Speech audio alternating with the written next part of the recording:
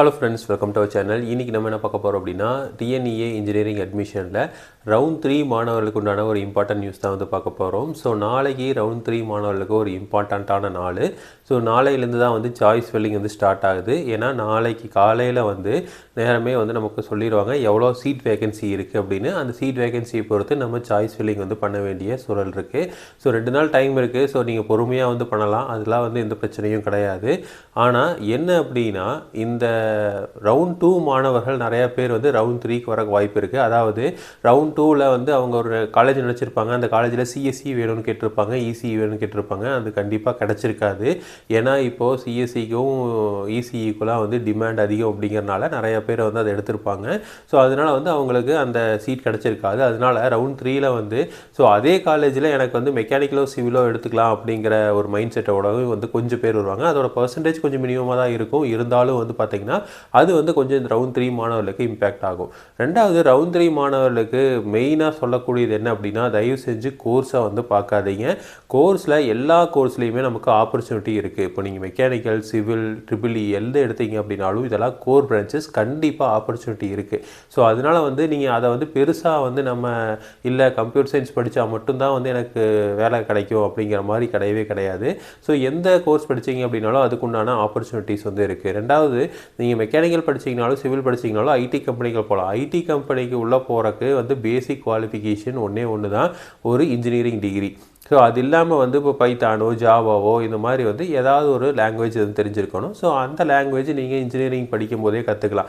So engineering சிலபஸில் இருந்தால் மட்டும்தான் அதை படிக்க முடியும் அப்படிங்கிறது கிடையாது. ஸோ நிறையா ஆன்லைன் பிளாட்ஃபார்ம்ஸ் இருக்குது, இல்லை நிறையா வேல்யூ கோர்சஸ், நிறைய காலேஜஸில் வந்து பிளேஸ்மெண்ட் ட்ரைனிங்கே வந்து சி ப்ரோக்ராமிங்கு, ஜாவா, பைத்தான் இதெல்லாமே வந்து நடத்துகிறாங்க. ஸோ நீங்கள் அதில் பார்ட்டிசிபேட் பண்ணீங்க அப்படின்னா அதில் வந்து கற்றுக்கலாம். அதுக்கு மூலமாக வந்து நீங்கள் ஜென்ரல் ஆப்டிடியூடு, அடுத்தது வந்து வெர்பலு, அதுக்கப்புறம் குரூப் டிஸ்கஷனில் எந்த மாதிரி வந்து கம்யூனிகேஷன் இன்க்ரீஸ் பண்ணுறது, அதுக்கப்புறம் ஜென்ரல் இன்டர்வியூ இதில் வந்து கிளியர் பண்ணிங்க அப்படின்னா ஈஸியாக வந்து கோடிங் பார்ட் இதெல்லாம் வந்து கிளியர் பண்ணிங்க அப்படின்னா ஈஸியாக வந்து ஐடி கம்பெனிக்கு உள்ளே போயிடலாம். ஸோ அதனால் வந்து கோர்ஸை வந்து நீங்கள் பெருசாக எடுத்துக்காதீங்க, காலேஜை பெருசாக எடுத்துக்குங்க.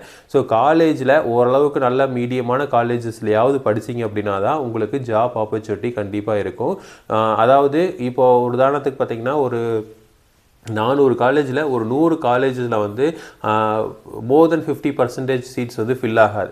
ஸோ அந்த மாதிரி காலேஜஸை சூஸ் பண்ணிட்டீங்க அப்படின்னா அவங்களால வந்து ஃபுல்லாக வந்து ஸ்பெண்ட் பண்ண முடியாது, இன்வெஸ்ட்மெண்ட் வந்து போட முடியாது. அதனால வந்து அவங்களால பிளேஸ்மெண்ட்ஸ் வந்து பர்ஃபெக்டாக வந்து பண்ண முடியாது. ஸோ ஆனால் மற்ற இருக்கிற 300 காலேஜஸில் கண்டிப்பாக வந்து ஓரளவுக்கு வந்து சீட்ஸ் ஃபில் ஆகிருக்கும். ஸோ அவங்களால வந்து ஃபேக்கல்ட்டிஸ் இருப்பாங்க, ஸோ அது அந்த பிளேஸ்மெண்ட் டீம் இருக்கும். ஸோ அதனால் வந்து இந்த மாதிரிலாம் வந்து ட்ரைனிங்ஸ்லாம் கொடுப்பாங்க. ஸோ ஈஸியாக வந்து உள்ளே போகிறதுக்கு வாய்ப்புகள் நிறையா இருக்குது. ஸோ அதனால் வந்து எந்த காலேஜுமே வந்து மோசமான காலேஜுன்னு கிடையாது. ஸோ அதனால் வந்து ஓரளவுக்கு வந்து நல்ல காலேஜாக இருக்குது, நிறையா பசங்க படிக்கிறாங்க, இதுக்கு முன்னாடி பிளேஸ்மெண்ட் ரெக்கார்ட்ஸ்லாம் நல்லா இருக்குது அப்படின்னா அந்த காலேஜை தைரியமாக சூஸ் பண்ணலாம்.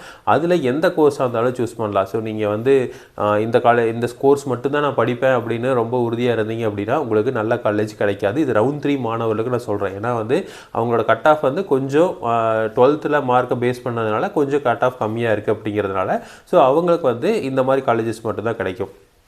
அதுக்கப்புறம் வந்து அங்கே இன்ஜினியரிங்கில் போய் நல்லா படித்து ஃபஸ்ட்டு ரவுண்ட் 1ல் ஃபஸ்ட்டு ரேங்கில் உள்ள போன மாணவரோட சிறந்து கூட வரலாம். ஸோ அதாவது நல்ல பொசிஷனில் வேலைக்கு போகலாம். அதெல்லாம் வந்து 2வது பார்ட். ஸோ இப்போதைக்கு வரைக்கும் பார்த்தீங்க அப்படின்னா ரவுண்ட் 3 மாணவர்களுக்கு வந்து 12th மார்க்கு வந்து குறைவாக இருக்கிறதுனால அதனால் வந்து உங்களுக்கு இந்த மாதிரி மீடியமான காலேஜஸ் தான் கிடைக்க போகுது. ஸோ இப்போ அந்த காலேஜ்லேயும் வந்து நீங்கள் கோர்ஸை வந்து பார்க்காம அந்த மீடியமான காலேஜில் ஏதாவது ஒரு கோர்ஸில் ஜாயின் பண்ணி படிங்க. இதுலேயும் வந்து பார்த்திங்க அப்படின்னா நிறைய பேர் வந்து ஒரு சில காலேஜஸில் இப்போ ஜாயின் பண்ணியிருப்பீங்க. ஜாயின் பண்ணிவிட்டு உங்களுக்கு வந்து சிஎஸ்சியோ இசிஇயோ கிடைக்காத சூழ்நிலை இருக்கலாம். ஸோ அதே காலேஜில் நீங்கள் வந்து மெக்கானிக்கலோ இல்லை வந்து சிவிலோ இல்லை வந்து வேறு ஏதாவது இப்போ ஃபுட் டெக்னாலஜி, ஃபேஷன் டெக்னாலஜி இந்த மாதிரி வந்து எந்த கோர்ஸ் இருந்தாலும் வந்து நீங்கள் எடுக்கலாம். ஸோ எடுத்தீங்க அப்படின்னா கண்டிப்பாக அந்த காலேஜில் நமக்கு வந்து ஆப்பர்ச்சுனிட்டிஸ் கொடுத்துருப்பாங்க. ஸோ அதை பேஸ் பண்ணி நம்ம வந்து எந்த கம்பெனிக்கு போகணும் அப்படிங்கிறத நம்ம முடிவு பண்ணிக்கலாம். ஐடி கம்பெனிக்கு போகணுமா, இல்லை வந்து கோர் கம்பெனிக்கே வந்து நம்ம போகணுமா, இல்லை வந்து ஹையர் ஸ்டடீஸ் போகணுமா, இல்லை வந்து கவர்மெண்ட் எக்ஸாம்ஸ்க்கு ப்ரிப்பேர் பண்ணுறோமா. ஸோ இதெல்லாம் எல்லாத்தையும் நம்ம ஃபஸ்ட் இயர்லேயே முடிவு பண்ணிவிட்டு அதுக்கேற்ற மாதிரி ட்ரைனிங் எடுத்திங்க அப்படின்னா கண்டிப்பாக at the end of third year or fourth year நம்ம வந்து கண்டிப்பாக வேலைக்கு போயிடலாம். ஸோ ஒரு சில காலேஜஸில் தேர்ட் இயர்லேயே வந்து வேலைக்கு இன்டர்ன்ஷிப்னு அனுப்பிடுறாங்க. இன்டர்ன்ஷிப் அனுப்பலாம். ஸோ ஏன்னா வந்து அண்ணா யூனிவர்சிட்டி சிலபஸ்லேயே வந்து 8th செம் வந்து இன்டர்ன்ஷிப் ஆர் ப்ராஜெக்ட் தான் கொடுத்துருக்காங்க. ஸோ அதனால் வந்து இன்டர்ன்ஷிப் அனுப்பிடுறாங்க.